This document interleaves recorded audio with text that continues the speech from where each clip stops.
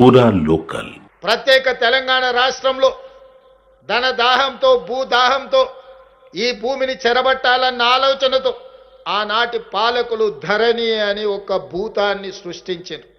ఆ ధరణి భూతమే వాళ్ళ భూదాహాన్ని తీర్చుకోవడానికి వినియోగించుకోవాలనుకున్నారు. ధరణి ద్వారా వాళ్ళు కొల్లగొట్టే భూములు లెక్కలు తెలియవద్దు, ప్రజలకు అర్థం కావద్దు అని అంటే మిమ్మల్ని బలివ్వాలి అని మీ విఆర్ఓ విఆర్ఏ వ్యవస్థల్ని ధరణి ద్వారా కొల్లగొట్టాలనుకున్న వేలాది లక్షలాది ఎకరాల భూముల లెక్కలు పక్కాగా తెలిసిన విఆర్ఓ విఆర్ఏలను తొలగించుకోకపోతే వాళ్ళ దోపిడీ గ్రామాన తెలుస్తుంది.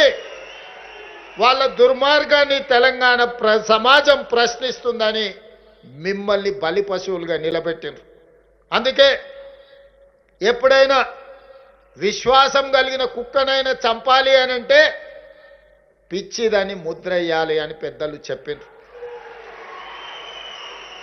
వాళ్ళ దోపిడీకి అడ్డుగా ఉన్న మీరు రేపు వాళ్ళ దోపిడీని ప్రజలకు వివరించే మిమ్మల్ని విఆర్ఓ విఆర్ఏ వ్యవస్థల్ని మిమ్మల్ని దోపిడీదారులుగా ఆనాటి నిజాం సర్కార్లో రజాకర్లు ఎట్లయితే గ్రామాల మీద పడి కొల్లగొట్టినరో ఈనాడు రెవెన్యూ సిబ్బంది ముఖ్యంగా విఆర్ఓ విఆర్ఏలు ఈ గ్రామాల నుంచి కొల్లగొడుతుండ్రు, రైతుల భూములు గుంజుకుంటుండ్రు అని ఆనాటి ప్రభుత్వం మిమ్మల్ని దోషులుగా నిలబెట్టే ప్రయత్నం చేసిండ్రు.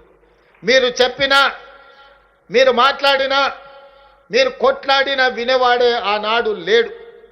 ఆనాడు మిమ్మల్ని నిస్సహాయం చేసి ఉన్న ఉద్యోగాలను తొలగించి మిమ్మల్ని చెట్టుకొకరిని పుట్టకొకరిని ఎక్కడ పడితే అక్కడ విసిరేసిండ్రు. ఇదంతా చరిత్ర, ఇది నిజం. మీ కళ్ళ ముందే ఇవన్నీ జరిగినాయి. అందుకే ఆనాడు నేను పాదయాత్ర మొదలుపెట్టినప్పుడు సమ్మక్క సారలమ్మ జాతర సాక్షిగా సమ్మక్క సారలమ్మ ఆశీర్వాదం తీసుకొని సీతక్క తోడుగా పాదయాత్ర మొదలుపెట్టి వివిధ నియోజకవర్గాలు వివిధ జిల్లాలలో రైతులను కలుసుకుంటూ పేదలతో మాట్లాడుకుంటూ వాళ్ళ సమస్యలు తెలుసుకుంటూ ముందుకు వెళ్ళిన ఎవరిని కదిలిచ్చినా అది ప్రభుత్వ ఉద్యోగి అయినా ప్రైవేటు వ్యక్తి అయినా పేదవాడైనా దళితుడైనా గిరిజనుడైనా ఈ ధరణి ఒక భూతంగా మారి మమ్మల్ని పట్టి పీడిస్తుంది, ఈ కొరివి దయ్యం నుంచి మాకు విముక్తి కలిగించండి అని చెప్పి